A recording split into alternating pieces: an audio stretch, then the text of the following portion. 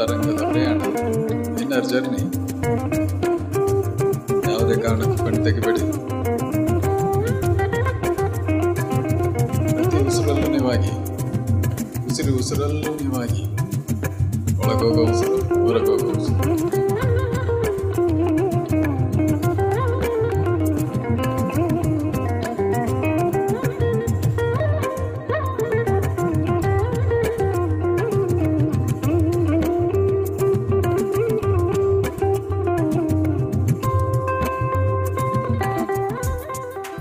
ಒಂದು ಕಾರ್ಯಕ್ರಮ ಸಂಜೀವರಾಯ ದೇವಸ್ಥಾನ, ಸಂಜೀವಿನಿ ಯಜ್ಞ ಮಂಟಪ, ಹಾಗೆ ಶ್ರೀ ರಾಮನಗರ ಧ್ಯಾನ ಕೇಂದ್ರ ರಾಮನಗರ,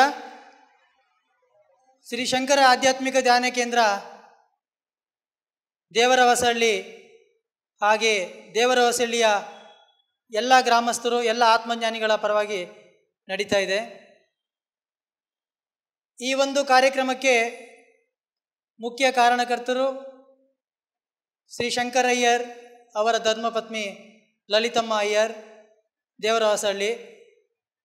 ಅವರು ಮನೆಯಲ್ಲಿ 48 ದಿನಗಳ ಮಂಡಲ ಧ್ಯಾನವನ್ನು ಹಮ್ಮಿಕೊಂಡಿದ್ದರು. ಅವರಿಗೆ ದೇವರಾಜ್ ಅಣ್ಣವರು ತುಂಬ ಸಹಕಾರ ಕೊಟ್ಟಿದ್ದಾರೆ. ಹಾಗೆ ಎಲ್ಲ ಆತ್ಮಬಂಧುಗಳು ಬಂದು ಧ್ಯಾನ ಮಾಡಿ ಆ ಮಂಡಲ ಧ್ಯಾನವನ್ನು ಯಶಸ್ವಿಗೊಳಿಸಿದ್ದಾರೆ. ಈ ಒಂದು ಕಾರ್ಯಕ್ರಮಕ್ಕೆ ಬುನಾದಿ ಅಂದರೆ ಅವರ ಮನೆಯಲ್ಲಿ ನಡೆದಂತಹ ಮಂಡಲ ಧ್ಯಾನ. ಈ ಕಾರ್ಯಕ್ರಮಕ್ಕೆ ಹೆಚ್ಚಿನ ಪ್ರೋತ್ಸಾಹ ನೀಡಿ ಎಲ್ಲ ಧ್ಯಾನ ಬಂಧುಗಳನ್ನು ಒಂದುಗೂಡಿಸಿದಂತಹ ನಮ್ಮ ಹಿರಿಯರು, ರಾಮನಗರ ಪಿರಮಿಡ್ ಧ್ಯಾನದ ಸಂಸ್ಥಾಪಕರು ಕೃಷ್ಣಪ್ಪ ಸರ್ಗೆ ಸ್ವಾಗತ. ಜೋರಾದ ಚಪ್ಪಲ ಮಾಸ್ಟರ್. ಶರಣು ನಿನಗೆ ಶರಣು ವಿನಾಯಕ ವಿನಾಯಕ ವಿದ್ಯಾದಾಯಕ ದೇವ, ಶರಣು ನಿನಗೆ ಶರಣು. ಶುಭಂ ಕುರುತ್ವಂ ಕಲ್ಯಾಣಂ ಆರೋಗ್ಯಂ ಧನ ಸಂಪದಃ. ಶುಭಂ ಕುರುತ್ವಂ ಕಲ್ಯಾಣ. ಎಲ್ರಿಗೂ ನಮಸ್ಕಾರ. ಪತ್ರಿಜಿ ಸಾರ್ ಅವ್ರಿಗೆ, ಇಲ್ಲಿ ಬಂದಿರುವಂಥ ಸ್ವಾಮಿಗಳಿಗೆ, ಗುರುಗಳಿಗೆ ಎಲ್ರಿಗೂ ನನ್ನ ನಮಸ್ಕಾರಗಳು. ನಾನು ಇದೇ ಊರು, ದೇವರಹೊಸಳ್ಳಿ, ಲಿಂಗಮ್ಮ ಅಂತ ನನ್ನ ಹೆಸರು. ನನಗೆ ಉಸಿರಾಟದ ತೊಂದರೆ ತುಂಬ ಇತ್ತು. ರಾತ್ರಿ ಹೊತ್ತು ನಿದ್ದೆ ಬರ್ತಾ ಇರಲಿಲ್ಲ. ಕತ್ತು ನೋವು, ಉಸಿರಾಟದ ತೊಂದರೆ ತುಂಬಾ ಜಾಸ್ತಿ. ಎಷ್ಟು ಆಸ್ಪತ್ರೆ ತಿರುಗಿದ್ರೂ ವಾಸಿಯಾಗಿರಲಿಲ್ಲ. ಈಗ ಈ ಧ್ಯಾನಕ್ಕೆ ಬತ್ತಲೆ ಉಸಿರಾಟನೂ ಕಮ್ಮಿಯಾಗಿದೆ, ಕತ್ತು ನೋವು ಕಮ್ಮಿಯಾಗಿದೆ. ನಿದ್ದೆ ಮಾಡ್ತೀನಿ, ನಿದ್ದೆ ಬರ್ತಾ ಇರಲಿಲ್ಲ. ಚೆನ್ನಾಗಿದ್ದೀನಿ. ಇವಾಗ ಊಟ ಸೇರ್ತಾ ಇರಲಿಲ್ಲ, ಊಟ ಮಾಡ್ತೀನಿ, ಚೆನ್ನಾಗಿದ್ದೀನಿ. ಮೊದಲಿಗೆ ಒಂದು ವಚನದ ಮೂಲಕ ಕಾರ್ಯಕ್ರಮವನ್ನು ಪ್ರಾರಂಭ ಮಾಡೋಣ. ಅಕ್ಕನ ವಚನ. ಅಯ್ಯ ನಿಮ್ಮ ಶರಣರು ಮೆಟ್ಟಿದ ಧರೆಯೇ ಪಾವನವಯ್ಯ. ಅಯ್ಯ ನಿಮ್ಮ ಶರಣರು ನಿಂತುದೆ ನಿಜ ನಿವಾಸವಯ್ಯ. ಅಯ್ಯ ನಿಮ್ಮ ಶರಣರು ಇದ್ದ ಪುರವೇ ಕೈಲಾಸಪುರವಯ್ಯ. ಅಯ್ಯ ಸಿಂಹ ಶರಣರು ಮೆಟ್ಟಿದ ಭೂಮಿಯೇ ಪಾವನವಯ್ಯ. ಅಯ್ಯ ನಿಮ್ಮ ಶರಣ ಬಸವಣ್ಣನ ಪಾದಕ್ಕೆ ನಮೋ ನಮೋ ಎನ್ನುತ್ತೀರ್ದೆನಯ್ಯ ಚನ್ನ ಮಲ್ಲಿಕಾರ್ಜುನಯ್ಯ. ನೋಡಿ, ಇಲ್ಲಿ ಶರಣರು ಅಂದರೆ ಯಾರು ಬೇರೆ ಯಾರೂ ಅಲ್ಲ. 12ನೇ ಶತಮಾನದಲ್ಲಿ ಬಸವಣ್ಣನವರ ಶರಣರ ಯುಗ ಅಂತ. ಆ 12ನೇ ಶತಮಾನದ ಶರಣರೇ ಈಗಿನ ಎಲ್ಲ ಪಿರಮಿಡ್ ಮಾಸ್ಟರ್ಸು. 12ನೇ ಶತಮಾನದ ಶರಣರೇ ಈಗಿನ ಪಿರಮಿಡ್ ಮಾಸ್ಟರ್ಸ್. ಆ 12ನೇ ಶತಮಾನದ ಬಸವಣ್ಣನ ಆತ್ಮವನ್ನು ತೆಗೆದುಕೊಂಡು ಬಂದಿರತಕ್ಕಂಥವರೇ ನಮ್ಮ ಪಿತಾಮಹ ಬ್ರಹ್ಮರ್ಷಿ ಪತ್ರಿಜಿಯವರು. ಬಸವಣ್ಣನವರು 12ನೇ ಶತಮಾನದಲ್ಲಿ ಲಿಂಗ ದೀಕ್ಷೆಯನ್ನು ಕೊಟ್ಟು ಎಲ್ಲರಿಗೂ ಸಸ್ಯಾಹಾರಿಗಳನ್ನಾಗಿ ಮಾಡಿದರು. ಬಸವಣ್ಣನವರು ಎಲ್ಲರಿಗೂ ಎಲ್ಲ ಆತ್ಮವಿದ್ಯೆಯನ್ನು ಹೇಳ್ಕೊಟ್ಟಿದ್ದು ಕೆಳಮಟ್ಟದ ವರ್ಗದವರಿಗೆ. ಎಲ್ಲರೂ ಕೆಳಮಟ್ಟದ ವರ್ಗದವರಿಗೆ, ಮೇಲ್ಜಾತಿಯವ್ರನ್ನ ಇಟ್ಕೊಳ್ಳಿಲ್ಲ ಬಸವಣ್ಣ ಮೂಲತಃ ಮೇಲು ಜಾತಿಯಲ್ಲಿ ಜನ್ಮ ತೆಗೆದುಕೊಂಡು ಬಂದವರು ಬಸವಣ್ಣ ಮೂಲತಃ ಬ್ರಾಹ್ಮಣರು. ಬಸವಣ್ಣ ಅಲ್ಲಿ ಕೂಡಲ ಸಂಗಮನನ್ನು ಸೇವೆ ಮಾಡಿಕೊಂಡು ಜಾತವೇದ ಮುನಿಗಳು ಅಂತನ. ಆ ಜಾತವೇದ ಮುನಿಗಳ ಬಳಿ ವಿದ್ಯೆಯನ್ನು ಕಲಿತು ಅವರಲ್ಲಿ ದೀಕ್ಷೆಯನ್ನು ಪಡ್ಕೊಂಡು ಬಸವಣ್ಣ ಅಲ್ಲಿ ಕೂಡಲ ಸಂಗಮದಲ್ಲಿ ಒಂದು ನಾಥಪಂಥ ಅಂತ ಇತ್ತು. ನಾಥಪಂಥ ಅಂದರೆ ಅವರು ಹೆಣ್ಣು ಬೇರೆ ಅಲ್ಲ, ಗಂಡು ಬೇರೆ ಅಲ್ಲ, ಈ ಒಂದು ಅವ್ರದ್ದು ಅವರ ಒಂದು ಇದು ಸಿದ್ಧಾಂತ. ಆಗ ಬಸವಣ್ಣವರು ಓಹೋ ಇಲ್ಲಿ ಏನೋ ಇದೆ ಅಂತ ಹೇಳ್ಕೊಂಬಿಟ್ಟು ಆಮೇಲೆ ಅವರು ಈ ಸಿದ್ಧಾಂತವನ್ನೇ ಜಾತಿ ಇಲ್ಲ, ಕಡಿಮೆ ಜಾತಿನೂ ಇಲ್ಲ, ಜಾಸ್ತಿ ಜಾತಿನೂ ಇಲ್ಲ, ಎಲ್ಲ ಒಂದೇ ಅಂತಕ್ಕಂಥ ಸಿದ್ಧಾಂತವನ್ನು ಇಟ್ಕೊಂಡು ಬಸವಣ್ಣವರು ಅನುಭವ ಮಂಟಪವನ್ನು ರಚಿಸಿದರು. ಅನುಭವ ಮಂಟಪವನ್ನು, ಆ ಅನುಭವ ಮಂಟಪದಲ್ಲಿ ಬಸವಣ್ಣವರು ಇಷ್ಟಲಿಂಗವನ್ನು ಕೊಟ್ಟರು. ಇಷ್ಟಲಿಂಗ ಯಾಕೆ ಕೊಟ್ಟರು ಬಸವಣ್ಣವರು ಅಂತಂದರೆ, ಆ ನಿರಾಕಾರ ಸ್ವರೂಪ ಪರಮಾತ್ಮ, ಇಷ್ಟಲಿಂಗ ದೇವರು ಅಂತ ಹೇಳಿಲ್ಲ ಬಸವಣ್ಣ, ಆ ನಿರಾಕಾರ ಸ್ವರೂಪ ಪರಮಾತ್ಮ ಈ ನಿರಾಕಾರ ಸ್ವರೂಪ ನಮ್ಮಲ್ಲಿ ಇದ್ದಾನೆ, ನಮ್ಮ ಆತ್ಮದಲ್ಲಿ ಇದ್ದಾನೆ ಅಂತ ತೋರಿಸುವುದಕ್ಕಾಗಿ ಅರಿವಿಗಾಗಿ ಕುರುವು ಕೊಟ್ಟರು ಬಸವಣ್ಣ.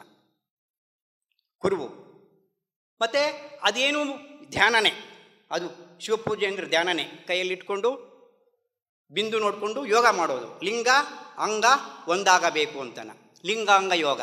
ಲಿಂಗ ಅಂಗ ಅಂದರೆ ಆ ಪರಮಾತ್ಮ ಬೇರೆ ಅಲ್ಲ, ನಾವು ಬೇರೆ ಅಲ್ಲ, ಬಸವಣ್ಣ ಹೇಳಿ ಸಿದ್ಧಾಂತ ಒಂದೇ. ಅದಕ್ಕೆ ಕುರುಹು ಕೊಟ್ಟರು ಬಸವಣ್ಣವರು.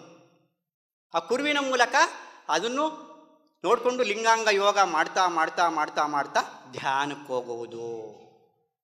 ಧ್ಯಾನನೇ ಮಾಡಿದ್ದು ಅದು ಪ್ರಾಥಮಿಕ ಹಂತ, ಅದು ಲಿಂಗಾಂಗ ಯೋಗ. ಮತ್ತು ಬಹಳ ಹಿಂದೆ ಕಾಲದಲ್ಲಿ ಋಷಿಮುನಿಗಳು ಕೂಡ ಲಿಂಗವನ್ನು ಬ್ಯಾಗಲ್ಲಿ ಇಟ್ಕೊಂಡು ಹೋಗ್ತಾ ಇದ್ರು. ಸಪ್ತ ಋಷಿಗಳೆಲ್ಲನೂ ಸತ್ಯಯುಗದಲ್ಲಿ ಸಂಧ್ಯಾವಂದನೆ ನದಿಲೆಲ್ಲ ಮಾಡಿದ ಮೇಲೆ ಅದನ್ನ ಕೈಯಲ್ಲಿ ಇಟ್ಕೊಂಡು ಕಾನ್ಸಂಟ್ರೇಷನ್ ಪಡ್ಕೊಂಡು ಆಮೇಲೆ ಧ್ಯಾನ ಮಾಡ್ತಾಯಿದ್ರು. ಇದು ಶಂಕರಾಚಾರ್ಯರು ಸ್ಥಾವರ ಲಿಂಗವನ್ನು ಸ್ಥಾಪನೆ ಮಾಡಿದ್ರು. ಬಸವಣ್ಣನವರು ಒಂದು ಹೆಜ್ಜೆ ಮುಂದೆ ಹೋದರು, ಅದನ್ನು ಎದೆ ಮೇಲೆ ಹಾಕ್ಕೊಳ್ಳಿ ಅಂತ ಅಂದರು, ಇಷ್ಟಲಿಂಗ ಮಾಡಿದ್ರು. ಇನ್ನು ಯಾಕೆ ಸದಾ ಎದೆ ಮೇಲೆ ಹಾಕ್ಕೋಬೇಕು ಅಂತಂದರೆ, ಇಲ್ಲಿರ್ತಕ್ಕಂಥದ್ದು ನೋಡಿದಾಗೆಲ್ಲ ನಾನು ಶರೀರ ಅಲ್ಲ, ನಾನು ಆತ್ಮ ಅಂತ ತಿಳಿಯೋದಕ್ಕೋಸ್ಕರವಾಗಿ, ಪೂಜೆಗೋಸ್ಕರ ಕೊಡಲಿಲ್ಲ ಬಸವಣ್ಣ ಲಿಂಗವನ್ನು. ಶರೀರ ಅಲ್ಲ, ನಾನು ಆತ್ಮ, ನಿರಾಕಾರ ಸ್ವರೂಪ ಆತ್ಮ ಅಲ್ಲ, ಅದು ಸಕಾರ ರೂಪ ನಮ್ಮ ಒಳಗಡೆ ಇದೆಯಲ್ವಾ, ಅದನ್ನು ತಿಳಿಯೋದಕ್ಕೋಸ್ಕರವಾಗಿ ಬಸವಣ್ಣ ಸದಾ ಕಾಲ ಲಿಂಗ ಇಟ್ಕೊಂಡಿರ್ರಿ ಎಂದರು. ಆಮೇಲೆ ಈಗ ನಮ್ಮ ಪತ್ರಿಜಿಯವರು ಬಸವಣ್ಣವರು ಕೂಡ ನಿನ್ನ ಒಳಗಡೆ ಹೋಗು ಅಂತರ್ಜರ್ನಿ ಮಾಡು ಅಂತಲೇ ಹೇಳಿದರು. ಬಸವಣ್ಣ ಇಂಟರ್ನಲ್ ಜರ್ನಿನೇ ಹೇಳಿದ್ದು. ಆದರೆ ನಮ್ಮ ಪತ್ರಿಜಿಯವರು ಈಗೇನು ಬಂದರು, ಲಿಂಗನೂ ಬೇಡ, ಸ್ಥಾವರ ಲಿಂಗನೂ ಬೇಡ, ಇಷ್ಟಲಿಂಗನೂ ಬೇಡ, ಆತ್ಮಲಿಂಗ ದರ್ಶನ ಮಾಡ್ಕೊಳ್ಳಿ ಅಂತ ಹೇಳಿದರು ಪತ್ರಿಜಿಯವರು. ನನ್ನ ಹೆಸರು ಕೆಂಪಮ್ಮ ತೋರ್ಸಣ್ಣ ಅಂತ ಹೇಳಿದ್ದಾರೆ. ನಮಗಿದು ಗೊತ್ತಿಲ್ಲ, ಧ್ಯಾನ ಮಾಡೋದು. ನಲ್ಲಿ ತಮ್ಮನವ್ರು ಬಂದು ಸುಮ್ಮನೆ ನಾವು ಸೀರಿಯಲ್ ನೋಡ್ಕೊಂಡು ಕುಂತ್ಕೊಳ್ಳುವು, ಇದೆಲ್ಲ ನಮಗೆ ಅಭ್ಯಾಸ ಇರಲಿಲ್ಲ. ನರಿತಮ್ಮನವರು ಮನೆ ತಕ್ಕೆ ಹಿಂಗೆ ಮಾಡೋದು ನಿಮ್ಗೆ ಒಳ್ಳೆಯದು ಅಂತ ಹೇಳಿದ್ರು. 3 ತಿಂಗಳಾಯ್ತು ನಾವು ಮಾಡಕ್ಕೆ ಹೋಗಿ. ನಮಗೆಲ್ಲ ಚೆಂದಾಗೆ ತೊಡೆ ನೋವಿತ್ತು, ಒಂಥರ ಜುಮ್ಮನ್ನು ಎಲ್ಲ ಸರಿ ಹೋಯ್ತು. ಚೆಂದಾಗಿ ನಿದ್ದೆನೂ ಮಾಡ್ತೀವಿ. ನಾನು 1.5 ಗಂಟೆ ಹಿಂಗೆ ಡೈಲಿ ನಾನು ಧ್ಯಾನ ಕುಂತ್ಕೊಳ್ತೀನಿ. ನಮ್ಗೆ ಯಾವ ಪ್ರಾಬ್ಲಮ್ ಇಲ್ಲ, ಚೆನ್ನಾಗಿದೆ. ಎಲ್ರಿಗೂ ನಮಸ್ಕಾರ. ನಾನು ಇದೇ ಗ್ರಾಮದ ದೇವರಾವಸಹಳ್ಳಿ ನಾರಾಯಣಗೌಡರು ಅಂತ. ಸುಮಾರು 48 ದಿವಸ ಧ್ಯಾನ ಮಾಡಿದ್ರೆ ತುಂಬ ಎಲ್ಲ ನೋವುಗಳು ಎಲ್ಲ ಕಮ್ಮಿ ಆಯ್ತದೆ, ಶುಗರ್ ಕಮ್ಮಿ ಆಗುತ್ತೆ, BP ಕಮ್ಮಿ ಆಗುತ್ತೆ ಅಂತ ನಮ್ಮ ಗುರುಗಳು ಹೇಳಿದ್ರು ಮೊದಲನೇ ದಿವಸ. ಆಮೇಲೆ ಸರಿ ನಾನು 48 ದಿವಸ ಮಾಂಸಾಹಾರಿ, ಮೊಟ್ಟೆನೇ ಆಗಿರಲಿ ಏನೂ ಮುಟ್ಟಿಲ್ಲ. ಅದುವರೆಗೂ 48 ದಿವಸ ಮಾಡಿದ ಮೇಲೆ ನನಗೆ ಏನಕ್ಕಪ್ಪ ಇದೆಲ್ಲ ಇಷ್ಟೊಂದೆಲ್ಲ ಯಾತಕ್ಕೆ ಮಾಡ್ತಾಯಿದ್ದೀವಿ ಅಂತ ಒಂದು ಯೋಚನೆ ಬಂತು. ಈ ಮಂಡಿ ನೋವೊಂದು ಪ್ರಾಬ್ಲಮ್ಮು ನಮಗೆ ತುಂಬ ಇತ್ತು. ವಾರ ಹೋಗಿ ಚನ್ನಪಟ್ಟಣದಲ್ಲಿ ಇಂಜೆಕ್ಷನ್ ತೊಗೊಳ್ಳಿಲ್ಲ ಅಂದರೆ ನಡೆಯೋಕ್ಕೆ ಆಯ್ತಿರಲಿಲ್ಲ, ಆ ರೀತಿ ಆಗಿಬಿಟ್ಟಿತ್ತು. ಆಮೇಲೆ ಈ ಧ್ಯಾನಕ್ಕೆ ಹೋದ್ಮೇಲೆ ನಾನೀಗ 48 ದಿವಸ ಕಂಪ್ಲೀಟಾಗಿ ಮಾಡಿದ್ಮೇಲೆ ಅದನ್ನು ಕಂಪ್ಲೀಟಾಗೆ ನೋವೊಂದು ಏನು ತೊಂದರೆ ಇಲ್ದಾಗೆ ಆಗ್ಬಿಡ್ತು. ಇವಾಗ ಇಂಜೆಕ್ಷನ್ ತೊಗೋತಾ ಇಲ್ಲ, ಮಾತ್ರೆ ತೊಗೊಳ್ತಾ ಇಲ್ಲ ಮಂಡಿ ನೋವಿಗೆ. ನನಗೆ ಅದರಿಂದ ತುಂಬ ಅನುಭವ ಬಂತು. ಇಲ್ಲಿಂದ ಈಚೆಗೆ ನಾನು ಕಂಟಿನ್ಯೂಸ್ ಆಗಿ ಮನೆಯಲ್ಲಿ ಪ್ರತಿದಿನ ಮಾಡುವಂಥದ್ದು ಮನಸ್ಸಿನಲ್ಲಿ ಉತ್ಪತ್ತಿ ಆಗಿದೆ. ಎಲ್ರಿಗೂ ನಮಸ್ಕಾರ. ಎಲ್ಲರೂ ದಯವಿಟ್ಟು ಇದನ್ನು ಮರೀದೇನೆ ತಾವು ಮನೆಗಳಲ್ಲಿ ಎಲ್ಲರೂ ಮಾಡಬೇಕು ಅಂತ ನಾನು ಕೇಳ್ಕೊಳ್ತಾ ಇದ್ದೀನಿ. ಜ್ಞಾನಿಕೋ ನನಗೆ ಗೊತ್ತಿರಲಿಲ್ಲ.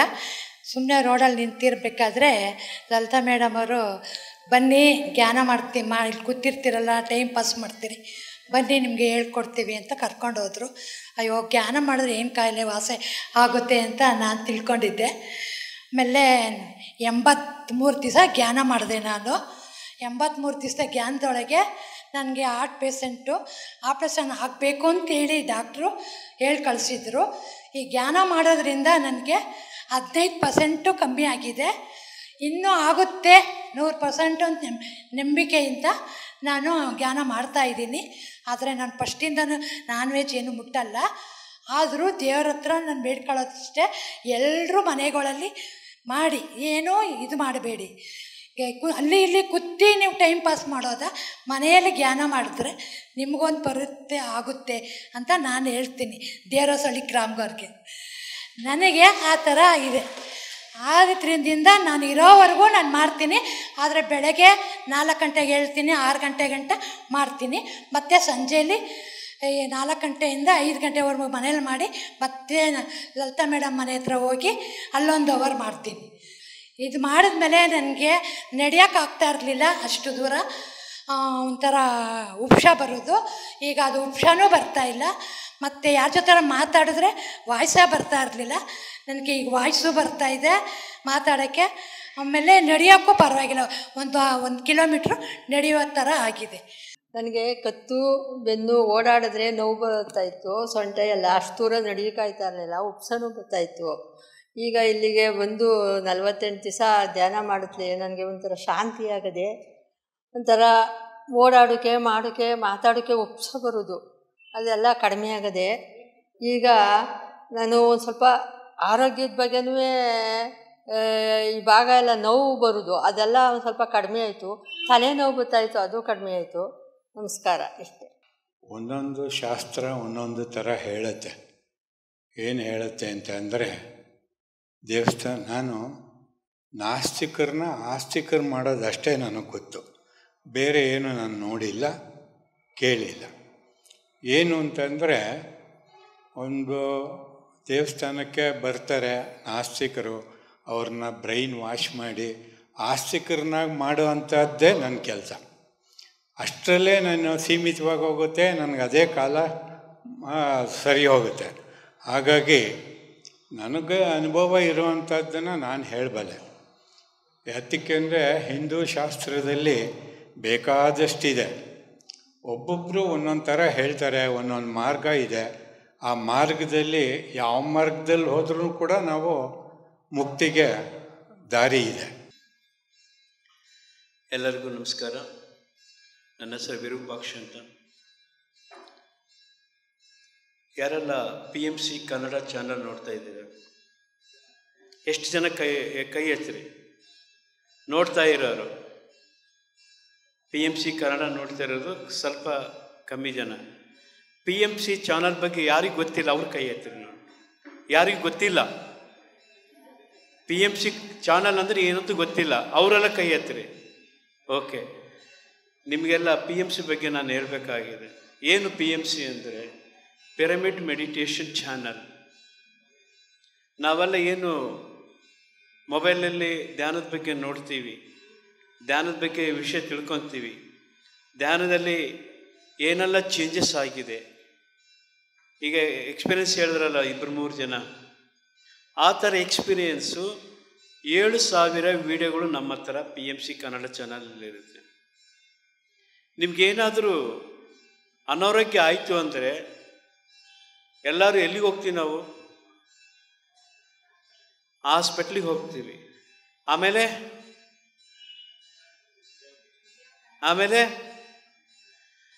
ಅನಾರೋಗ್ಯ ಆದರೆ ಹಾಸ್ಪಿಟ್ಲಿಗೆ ಹೋಗ್ತೀವಿ. ಆಸ್ಪತ್ರೆಗೆ ಹೋಗಕ್ಕೆ ಮುಂಚೆ ಮತ್ತೊಂದು ಕಡೆ ಹೋಗ್ತೀವಿ, ನಾವು ದೇವಸ್ಥಾನಕ್ಕೆ ಹೋಗ್ತೀವಿ.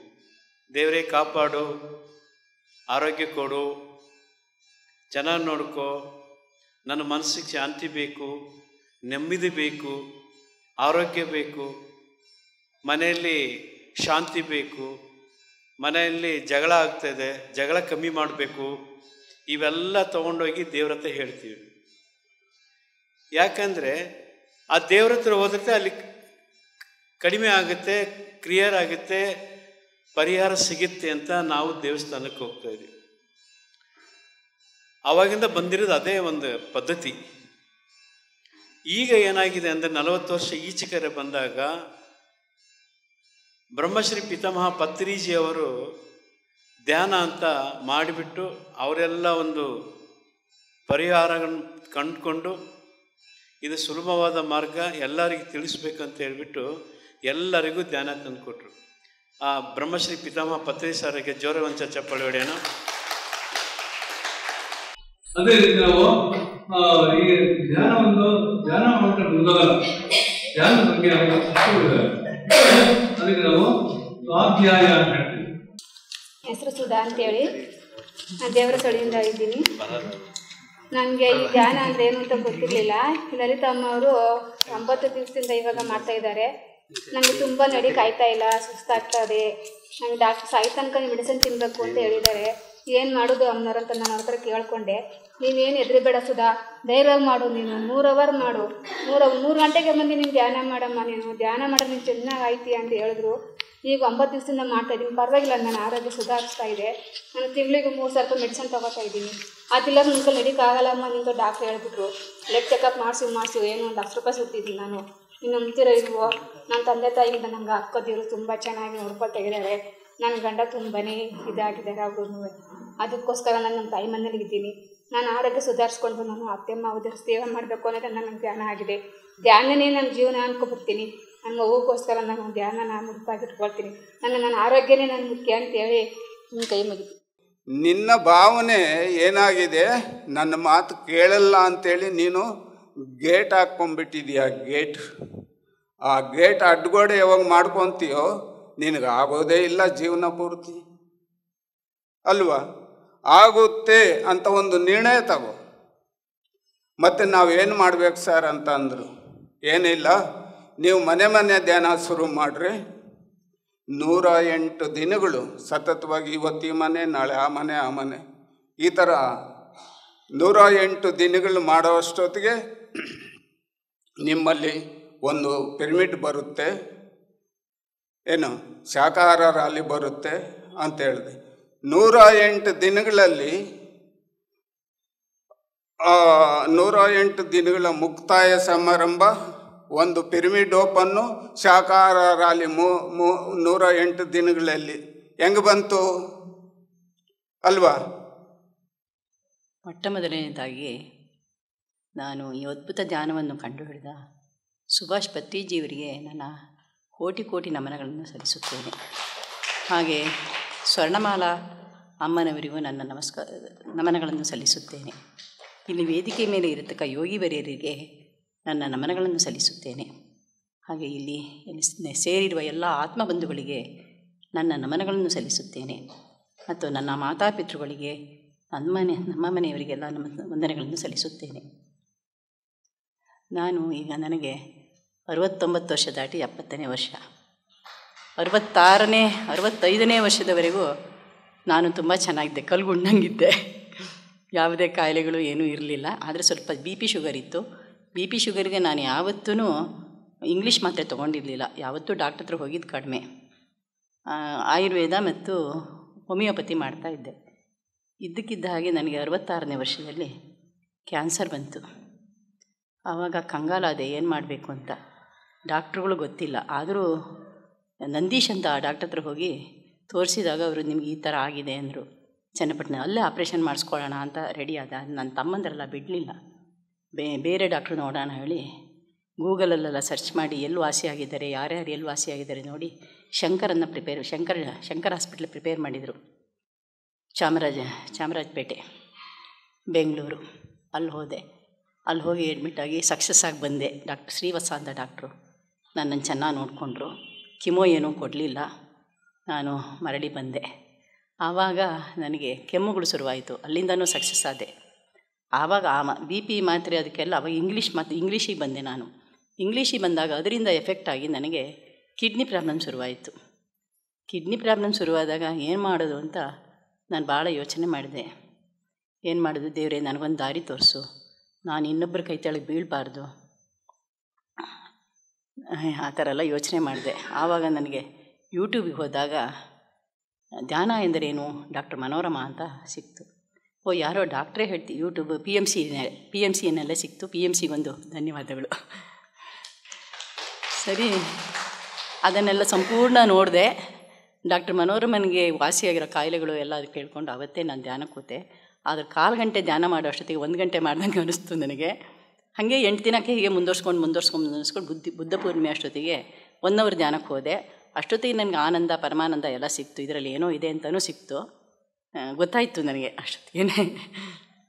ಅದಾದಮೇಲೆ ನಾನು ಸರಿ ಏನು ನೆನಪಿ ಬರಲ್ಲ.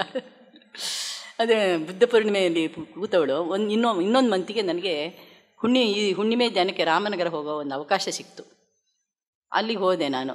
ಅಲ್ಲಿಗೆ ಹೋದಾಗ ನನಗೆ ರಾಘವೇಂದ್ರ ಅನ್ನೋರು ಸಿಕ್ಕಿದ್ರು. ರಾಘವೇಂದ್ರ ಅನ್ನೋರು ಪರಿಚಯ ಆಯಿತು. ಸರಿ, ಅವರು ನಾನು ಮಾತಾಡ್ತಾನೇ ಇದ್ವಿ.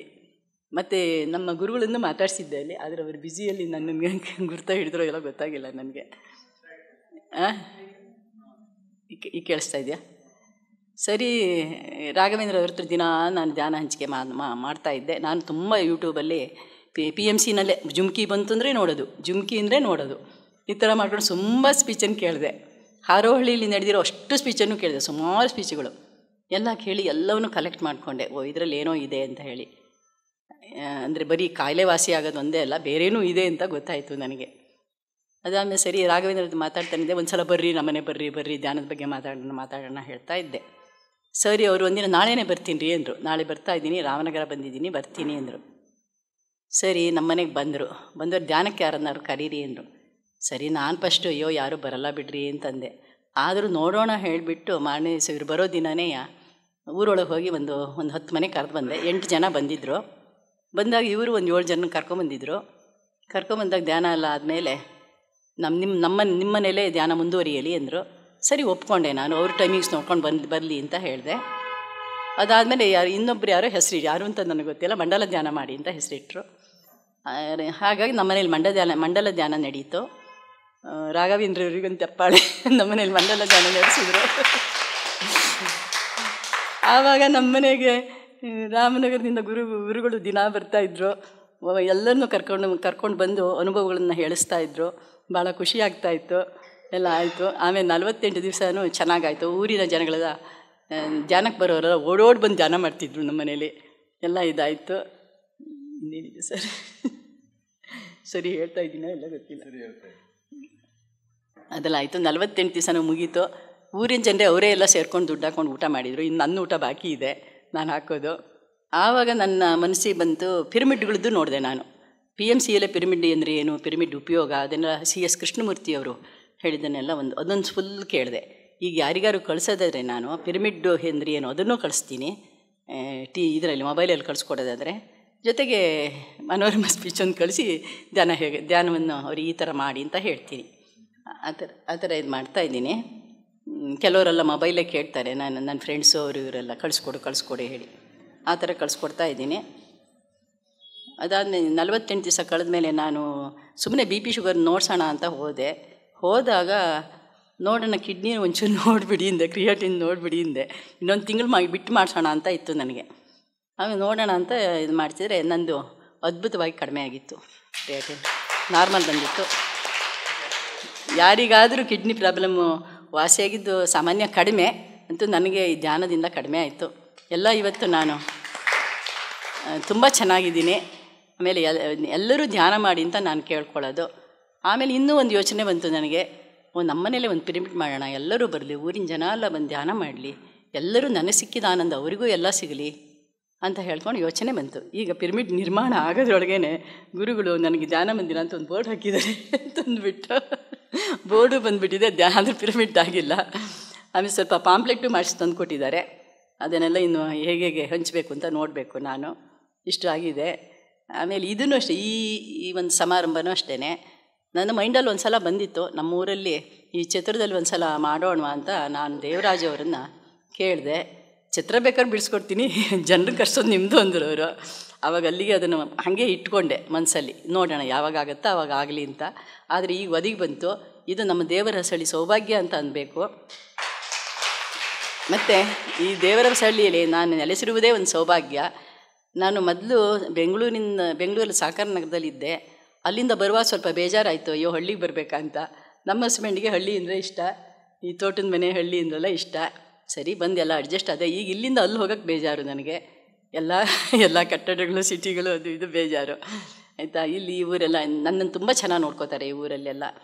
ಇನ್ನು ಹಾಂ ಹೌದು.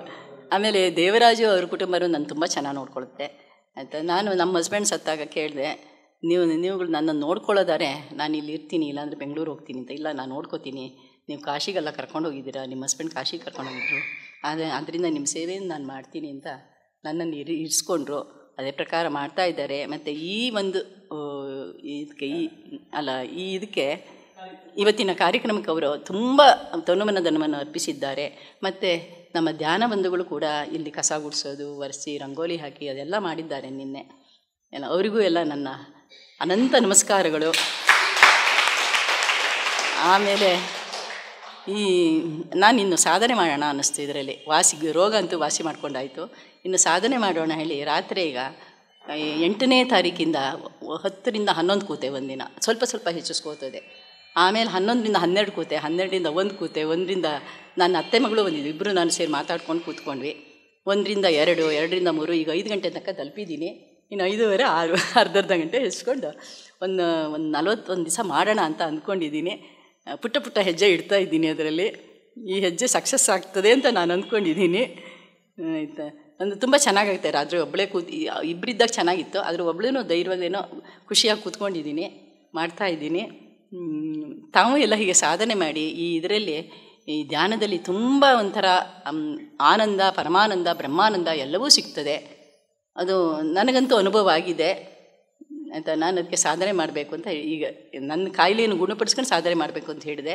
ಅದು ರಾತ್ರಿಯೇ ಅನುಕೂಲ. ನೋಡೋಣ, ಈಗ ಹಿಮಾಲಯದ ತಪಸ್ವಿಗಳೆಲ್ಲ ಕೂತ ನಮಗೂ ಆಗಲ್ವಾ, ಆಗುತ್ತೆ ಹೇಳಿ ನಾನು ಅದನ್ನು ಅಂದ್ಕೊಂಡೆ ಕೂತಿದ್ದೀನಿ, ಮಾಡ್ತಾಯಿದ್ದೀನಿ ಈಗ. ಆದರೆ ನಿನ್ನೆ ರಾತ್ರಿ ನಾನು ಮಲ್ಕೊಂಡೆ, 1 ಅವರ್ ಮಾಡಿಬಿಟ್ಟು ಮಲ್ಕೊಂಡೆ.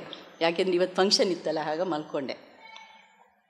ಅಂದರೆ ಸ್ವಲ್ಪ ಕಣ್ಣುರಿತದೆ ಈಗ ನನಗೆ, ಆದರೆ ಸರಿ ಹೋಗ್ಬೋದು ಅಂತಿದೆ, ಸರಿ ಹೋಗ್ತದೆ ಅಂತಿದೆ. ಈ ಥರ ಧ್ಯಾನ ಮಾಡಿದವ್ರನ್ನ ಕೇಳಿದ್ದೀನಿ, ಸರಿ ಹೋಗ್ತದೆ ಅಂತ ಹೇಳಿದ್ದಾರೆ. ಆಯಿತು. ಆಮೇಲೆ ಏನಿದೆ, ನಾನು ಈ 30 ವರ್ಷದ ಕೆಳಗೇ ಯೋಗಕ್ಕೆ ಬಂದಿದ್ದೆ. ಸಾಧನ ಸಂಗಮ ಪಟ್ಟಾಭಿಯವ್ರ ಹತ್ರ ಯೋಗ, ಧ್ಯಾನ, ಪ್ರಾಣಾಯಾಮ ಕಲ್ತ್ಕೊಂಡಿದ್ದೆ. ಅದಾದಮೇಲೆ ನಾನು SSYಗೆ ಬಂದೆ, SSYನೂ ಮಾಡಿದೆ. ಅಂದರೆ 30 ವರ್ಷದಿಂದ ಸ್ವಲ್ಪ ನನ್ನಲ್ಲಿತ್ತು ಯೋಗ, ಧ್ಯಾನ ಅದೆಲ್ಲ. ಈಗ ಮತ್ತು ರವಿಶಂಕರ್ ಗುರೂಜಿದೂ ಒಂದು 14 ಧ್ಯಾನವನ್ನು ನಾನು ನೋಡಿದೆ.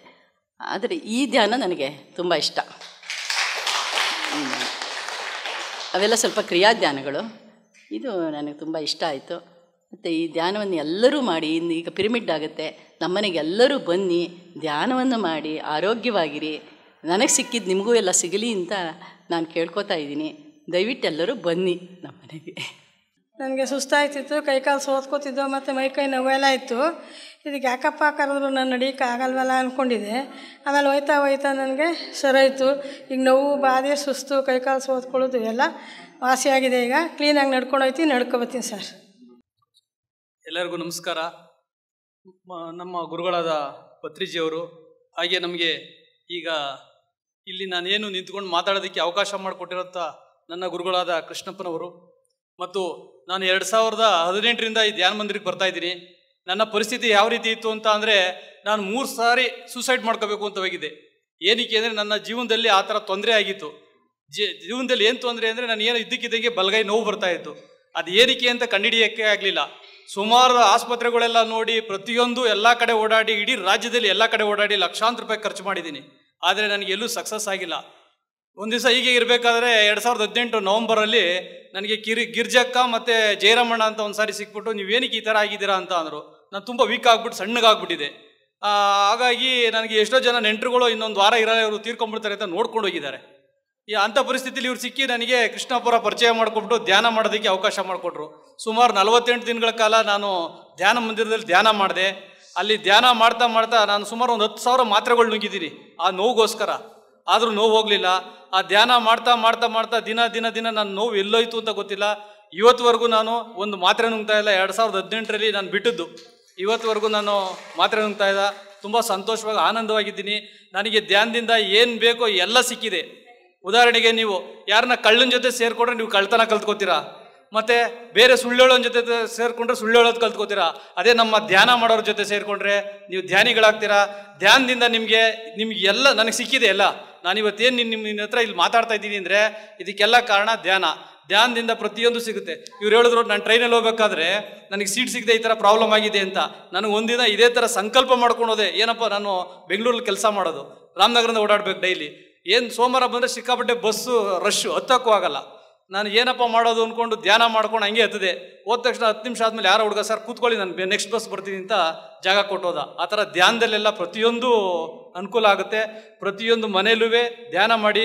ಆದಷ್ಟು ನಿಮ್ಮ ಮಕ್ಕಳು ಮೊಮ್ಮಕ್ಕಳಿಗೆ ಧ್ಯಾನ ಮಾಡಿಸೋದಕ್ಕೆ ಅವಕಾಶ ಮಾಡಿಕೊಡಿ. ಯಾಕೆಂದರೆ ಅವ್ರದ್ದು ಜೀವನ, ನಮ್ಮದು ಜೀವನ ಈಗಾಗಲೇ ಇಷ್ಟ ಆಗಿದೆ. ನೆಕ್ಸ್ಟ್ ಚೆನ್ನಾಗಿರಬೇಕಾಗಿರೋದು ಅವ್ರಿಗೆಲ್ಲರೂ ಧ್ಯಾನದ ಬಗ್ಗೆ ಅನುಭವ ಕೊಡಿ. ಆಮೇಲೆ ನೀವೆಲ್ಲ ವಯಸ್ಸಾದರು ಆದಷ್ಟು ಆಸ್ಪತ್ರೆಗೆ ಖರ್ಚು ಮಾಡಬೇಡಿ ದುಡ್ಡು. ಧ್ಯಾನದಿಂದ ನಿಮ್ಮ ಮನೇಲೇ ನೀವು ರೆಡಿ ಮಾಡ್ಕೋಬೋದು. ದುಡ್ಡು ಸುಮ್ಮನೆ ಹೋಗಿ ಆಸ್ಪತ್ರೆಗೆ ಕೊಟ್ಟು ಜೀವನ ಕಳ್ಕೊಬೇಡಿ. ಅಲ್ಲಿ ಸುಮ್ಮನೆ ಒಳಗೆ ಬರೋಗಂಟ ಇರ್ತಾರೆ, ಲಕ್ಷಾಂತರ ರೂಪಾಯಿ ಬಿಲ್ ಮಾಡ್ತಾರೆ. ನೀವು ನಮ್ಮ ಗುರುಗಳಂತರ ಸಹವಾಸ ಮಾಡಿ, ಪ್ರತಿದಿನ ಧ್ಯಾನ ಮಾಡಿ. ಧ್ಯಾನ ಮಾಡೋದ್ರಿಂದ ಪ್ರತಿಯೊಂದು ಸಿಗುತ್ತೆ ಅಂತ ಹೇಳ್ತಾ, ಇವತ್ತು ಈ ಶಂಕರ ಆಧ್ಯಾತ್ಮಿಕ ಪಿರಮಿಡ್ ಧ್ಯಾನ ಕೇಂದ್ರ ಚನ್ನಪಟ್ಟಣ ಮತ್ತು ದೇವರಹೊಸಳ್ಳಿ ಅಂದರೆ ಇತಿಹಾಸದ ಊರಿದು. ಇಡೀ ರಾಜ್ಯದಲ್ಲೇ ಗೊತ್ತಿದೆ ದೇವರಹೊಸಳ್ಳಿ ಅಂತ ಅಂದರೆ. ಯಾಕೆಂದರೆ ಸಂಜೀವರಾಯ ಆಂಜನೇಯನ ಒಂದು ಕೃಪಾ ಕಟಾಕ್ಷ ಇಲ್ಲಿದೆ. ಹಾಗಾಗಿ ಈ ಶಂಕರ್ ಆಧ್ಯಾತ್ಮಿಕ ಪಿರಮಿಡ್ ಧ್ಯಾನ ಕೇಂದ್ರದಲ್ಲಿ ನಿಮ್ಗೆ ಯಾವುದೇ ರೀತಿ ತೊಂದರೆ ಆಗದೆ ನಿಮ್ಮ ಸಂಕಲ್ಪ ಎಲ್ಲ ಸಂಪೂರ್ಣವಾಗಿ ಆಗಲಿ ಅಂತ ಕೇಳಿಕೊಂಡು, ಹೆಚ್ಚಿಗೆ ಸಮಯ ಬೇಡ ಅಂತ ಹೇಳಿದ್ದಾರೆ. ಏಕೆಂದರೆ ಇವಾಗಲೇ ಎಲ್ಲ ಮಾತಾಡಿದ್ದಾರೆ, ಸಮಯನೂ ಇಲ್ಲ. ಹಾಗಾಗಿ ಈ ಎಲ್ಲೋದ್ರೂ ನಿಮಗೆ ಗೆಲುವು ಸಿಗಲಿ ಅಂತ ಹೇಳಿ ಒಂದು ಸಣ್ಣ ಗೀತೆಯನ್ನು ತಮ್ಮ ಮುಂದೆ ಪ್ರಸ್ತುತಪಡಿಸ್ತಾರೆ. ಮೂಲೋಕದಯ್ಯ ದೇವಾನಿಸಯ್ಯ, ಮೂಲೋಕದಯ್ಯ ದೇವಾನಿಸಯ್ಯ, ಸೋಲಿಸಬೇಡ ಗೆಲಿಸಯ್ಯ, ಸೋಲಿಸಬೇಡ ಗೆಲಿಸಯ್ಯ, ಸೋಲಿಸಬೇಡ ಗೆಲಿಸಯ್ಯ. ಮೂಲೋಕದಯ್ಯ ದೇವಾನಿಸಯ್ಯ, ಸೋಲಿಸಬೇಡ ಗೆಲಿಸಯ್ಯ, ಸೋಲಿಸಬೇಡ ಗೆಲಿಸಯ್ಯ, ಸೋಲಿಸಬೇಡ ಗೆಲಿಸಯ್ಯ. ಚಿನ್ನದ ಗುಡಿಯೋನೆ ಮುತ್ತಿನ ರಥದೋನೆ, ಚಿನ್ನದ ಗುಡಿಯೋನೆ ಮುತ್ತಿನ ರಥದೋನೆ, ಗಂಡುಲಿಯ ಮೇಲೆ ಮೆರೆಯೋನೆ, ಗಂಡುಲಿಯ ಮೇಲೆ ಮೆರೆಯೋನೆ ಮಾದಪ್ಪ, ಸೋಲಿಸಬೇಡ ಗೆಲಿಸಯ್ಯ, ಸೋಲಿಸಬೇಡ ಗೆಲಿಸಯ್ಯ. ಮೂಲೋಕದಯ್ಯ ದೇವಾನಿಸಯ್ಯ, ಸೋಲಿಸಬೇಡ ಗೆಲಿಸಯ್ಯ, ಸೋಲಿಸಬೇಡ ಗೆಲಿಸಯ್ಯ. ನಂಜಾನಗೂಡಲ್ಲಿ ನೆಂಟ ನೀನಿರುವಾಗ, ನಂಜಾನಗೂಡಲ್ಲಿ ನೆಂಟ ನೀನಿರುವಾಗ 8 ದಿನಕ್ಕೆ ಬರುತ್ತೀವಿ, 8 ದಿನಕ್ಕೆ ಬರುತ್ತೀವಿ. ನಂಜುಂಡ ಸೋಲಿಸಬೇಡ ಗೆಲಿಸಯ್ಯ, ಸೋಲಿಸಬೇಡ ಗೆಲಿಸಯ್ಯ. ಮೂಲೋಕದಯ್ಯ ದೇವಾನಿಸಯ್ಯ, ಮೂಲೋಕದಯ್ಯ ದೇವಾನಿಸಯ್ಯ. ಸೋಲಿಸಬೇಡ ಗೆಲಿಸಯ್ಯ, ಸೋಲಿಸಬೇಡ ಗೆಲಿಸಯ್ಯ, ಸೋಲಿಸಬೇಡ ಗೆಲಿಸಯ್ಯ. ಧನ್ಯವಾದಗಳು. Thank you sir. ಅದ್ಭುತವಾಗಿ ಒಂದು ಗೀತೆಯನ್ನು ಹಾಡಿದ್ರು, ಅನುಭವ ಹಂಚ್ಕೊಂಡ್ರು. ಸುಶೀಲಮ್ಮ. ನಾನು ದೇವರಸಳ್ಳಿ ಸುಶೀಲಮ್ಮ ಅಂತ.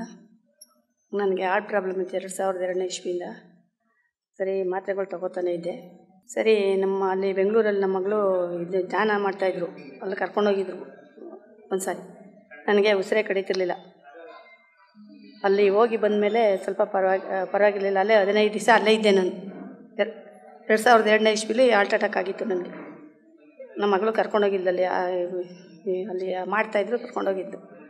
ಆವಾಗ ನನಗೆ ಜ್ಞಾನೋದಯ ಮಾಡಿದೆ. ಒಂದು ವಾರ ಅವ್ರ ಮನೇಲಿ ಜ್ಞಾನೋದಯ ಮಾಡಿ ಬಂದೆ.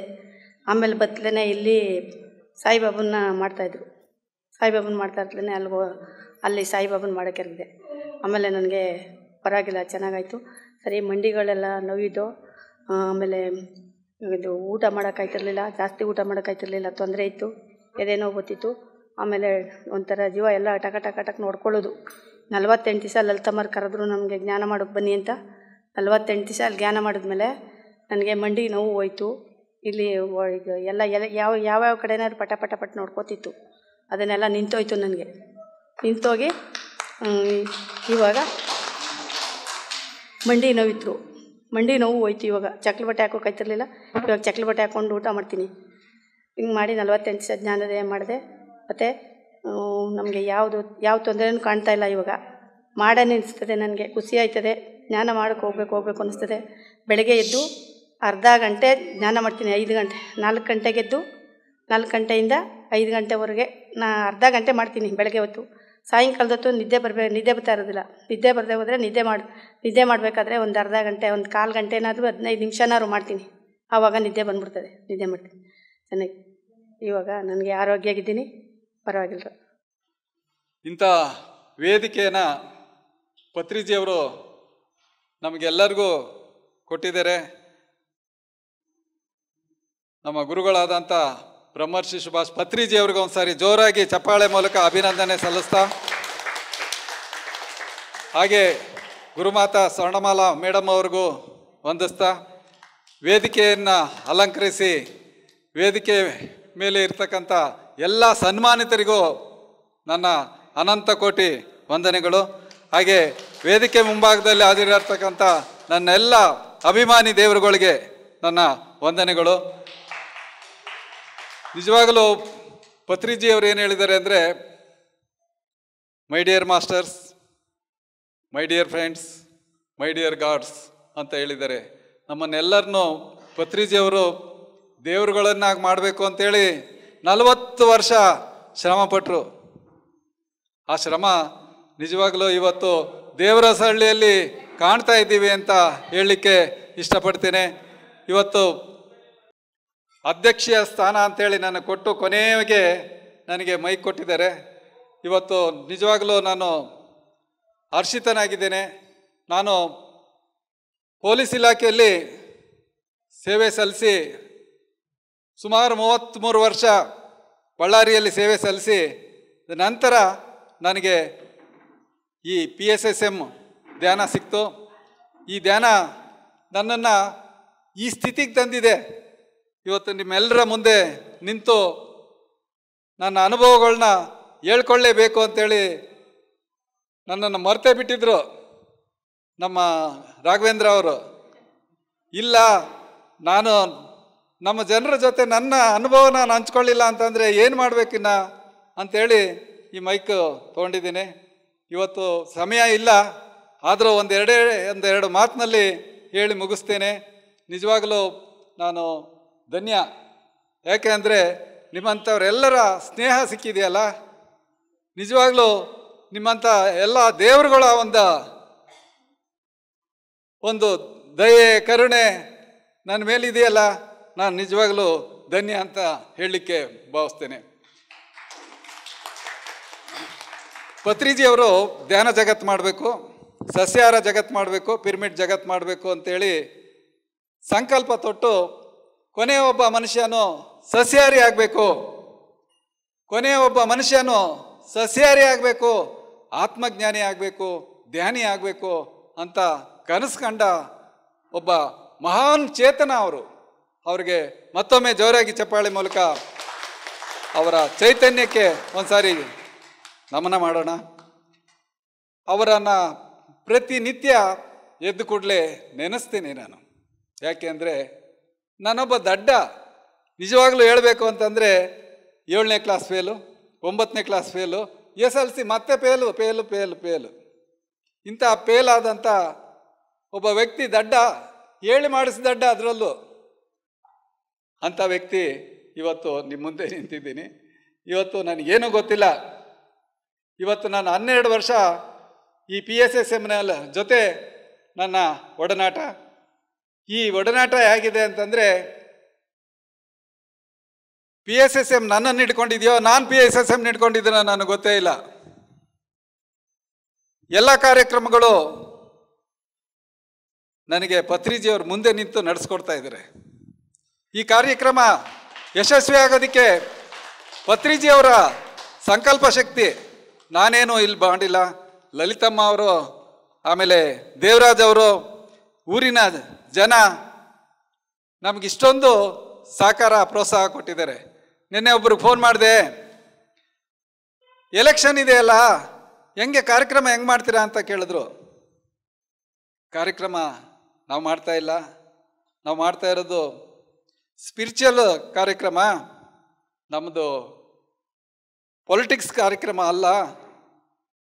ಅದು ಹೇಗಾಗಬೇಕೋ ಅದನ್ನು ನಡೆಸ್ಕೊಡೋರು ನಮ್ಮ ಪತ್ರಿಜಿಯವರು ಅಂತ ಹೇಳಿದೆ. ಇವತ್ತು ನಡೀತಾ ಇಲ್ಲ. ನಡೆದಿದೆಯಾ ಇಲ್ವಾ?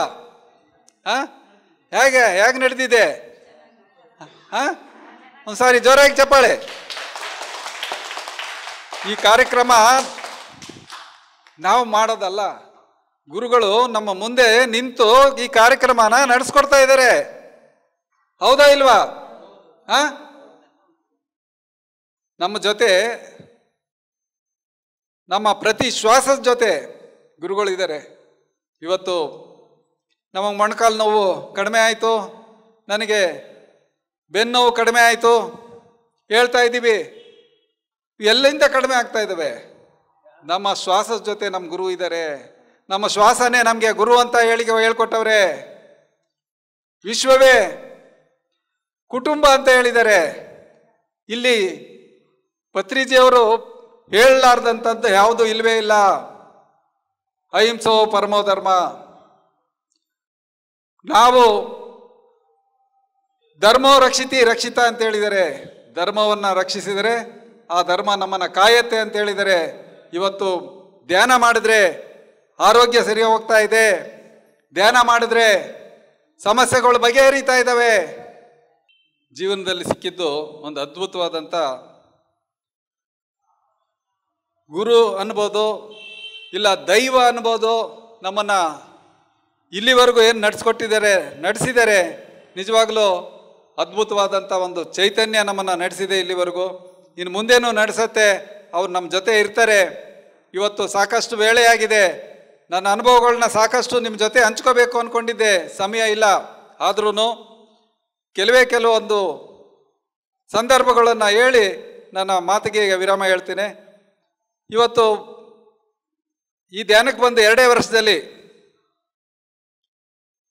2 ವರ್ಷದಲ್ಲಿ ಸದಾನಂದ ಪಿರಮಿಡ್ ಧ್ಯಾನ ಕೇಂದ್ರ ಸ್ಥಾಪನೆಯಾಗಿದೆ.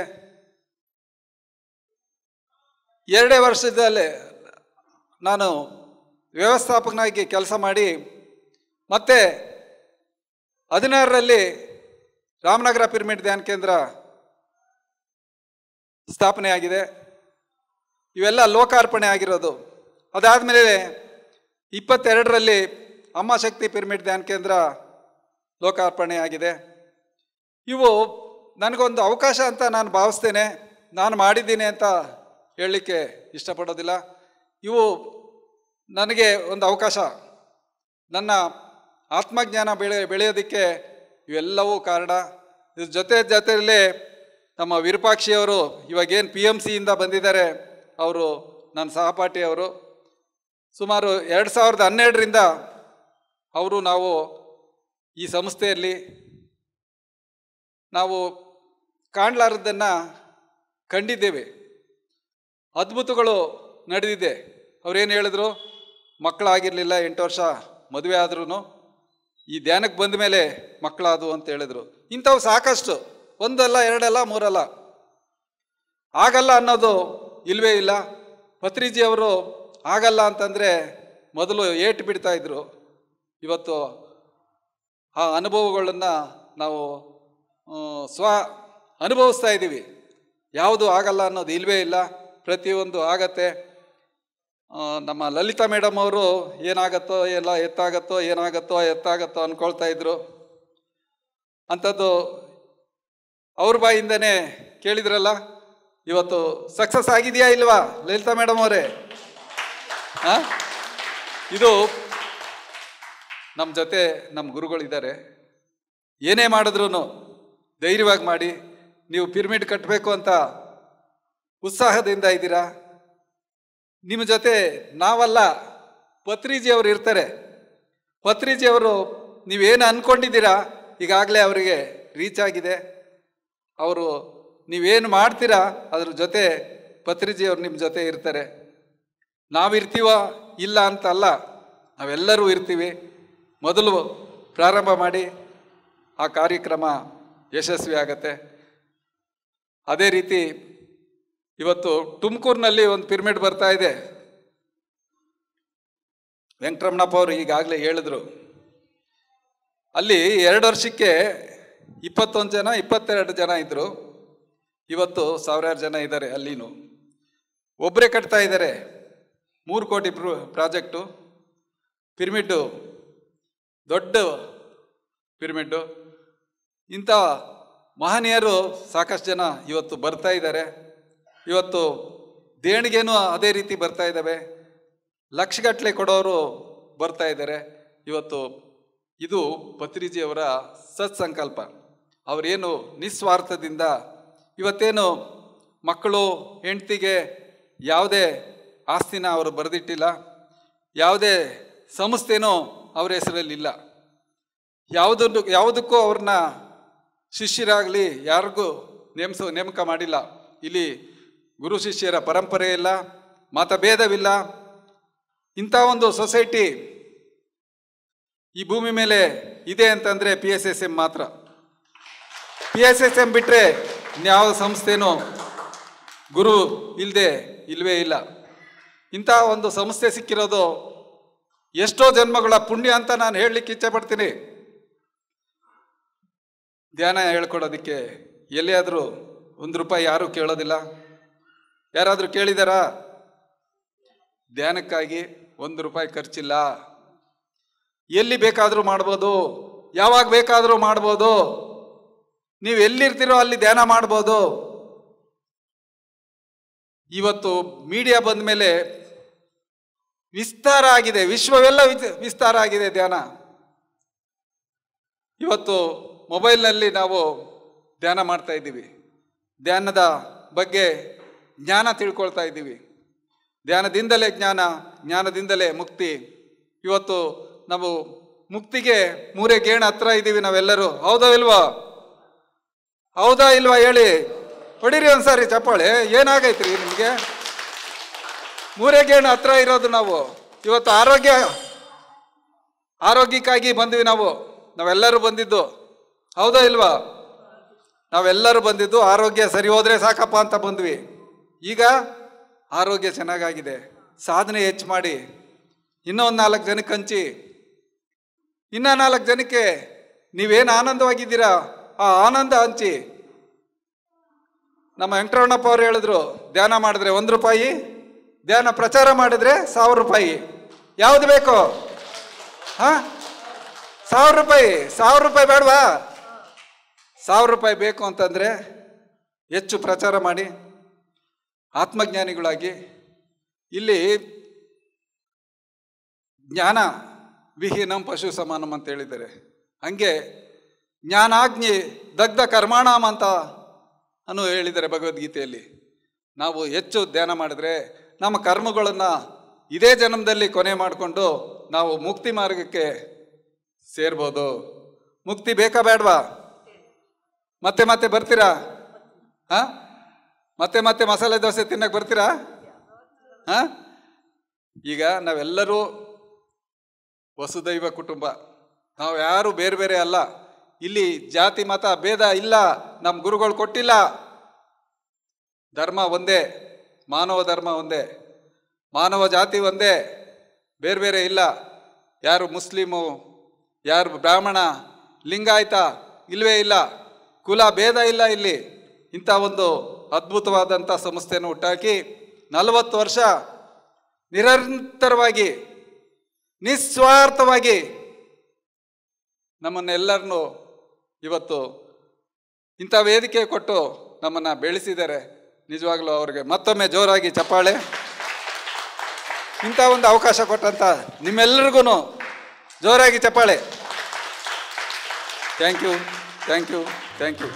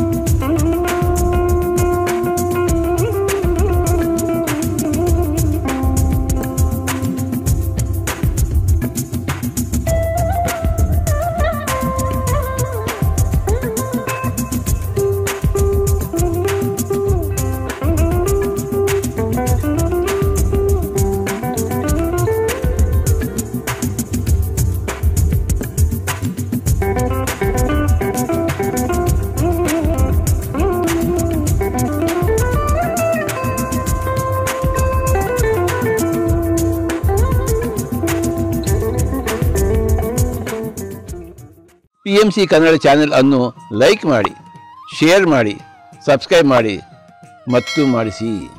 ಎಲ್ಲರಿಗೂ ಧನ್ಯವಾದಗಳು.